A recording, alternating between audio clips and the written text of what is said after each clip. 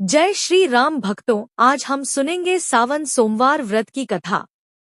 एक समय की बात है, भगवान शिव माता पार्वती के साथ भ्रमण करते हुए मृत्युलोक की अमरावती नगर में पहुंचे, जहां उस नगर के राजा ने भोलेनाथ का एक विशाल और खूबसूरत मंदिर बनवा रखा था।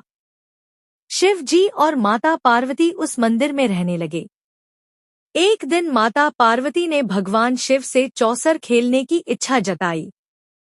तब भगवान शिव माता पार्वती के साथ चौसर खेलने बैठ गए। जैसे ही खेल प्रारंभ हुआ वैसे ही उस मंदिर का पुजारी वहां आ गया।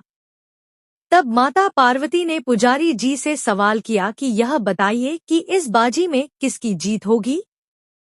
तब ब्राह्मण ने कहा, इस खेल में महादेव जी की जीत होगी।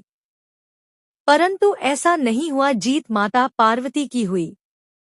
माता पार्वती ब्राह्मण के झूठी भविष्यवाणी करने की वजह से क्रोधित हो गईं और उन्होंने ब्राह्मण को कोढ़ी होने का श्राप दिया। इसके बाद शिव और पार्वती कैलाश पर्वत लौट गए।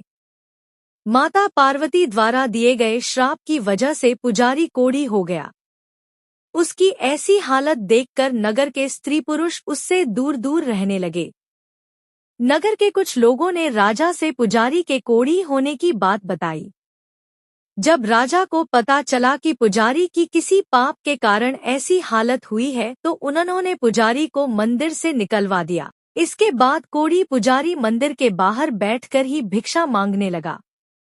इस तरह से कई दिन बीत गए। तब स्वर्गलोक की कुछ अप्सराएं उस मंदिर में आईं और उस पुजारी से उसके कोढ़ी होने का कारण पूछा।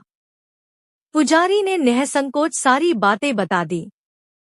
तब अप्सराओं ने पुजारी को 16 सोमवार व्रत रखने की सलाह दी। अप्सराओं ने पुजारी को 16 सोमवार व्रत की विधि बताते हुए कहा कि सोमवार के दिन सूर्योदय से पहले उठना, फिर स्नानादि से निवृत्त होकर स्वच्छ वस्त्र धारण कर लेना। इसके उपरांत आधा सेर गेहूं का आटा लेकर उसे 3 भाग में बांट ले। फिर भगवान शिव की प्रतिमा के समक्ष घी का दीपक जलाकर गुड़, नैवेद्य, फूल, बेलपत्र, चंदन, अक्षत, जनेऊ का जोड़ा लेकर विधि विधान प्रदोष काल में भगवान शिव की पूजा करना। पूजा के बाद गेहूं के आटे से बनाए गए प्रसाद का एक भाग भगवान शिव को अर्पित करें और एक भाग आप ग्रहण करें और बाकी भाग को भगवान का प्रसाद मानकर सभी में बांट देना चाहिए। इस तरह से 16 सोमवार तक व्रत रखना। फिर 17वें सोमवार को एक पाव आटे की बाटी बनाकर उसमें घी और गुड़ मिलाकर चूरमा का प्रसाद तैयार करना। फिर इस प्रसाद का भगवान शिव को भोग लगाकर सभी लोगों में बांट देना। इस तरह से 16 सोमवार व्रत करने और व्रत कथा सुनने से तुम्हारे सारे कष्ट दूर हो जाएंगे। 16 सोमवार व्रत की विधि बताकर अप्सराएं स्वर्गलोक को चली गईं। आप सभी को सावन सोमवार व्रत की हार्दिक शुभकामनाएं। भगवान शिव की कृपा सदा हम सभी पर बनी रहे। हर हर महादेव।